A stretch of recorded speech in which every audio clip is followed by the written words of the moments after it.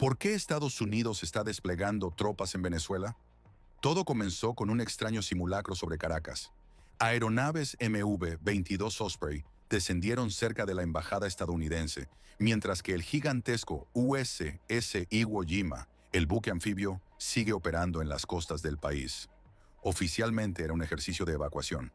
Pero detrás hay algo mucho más grande. Estados Unidos sabe que reconstruir Venezuela costará miles de millones de dólares. Petróleo, minería, turismo, electricidad. Todo necesita inversión privada estadounidense.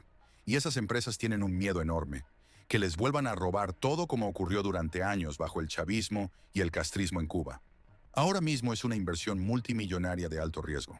Por eso Washington busca asegurar militarmente el país para dar garantías a las empresas y a la población civil, reducir la criminalidad y evitar que Venezuela vuelva a caer en otro ciclo destructivo.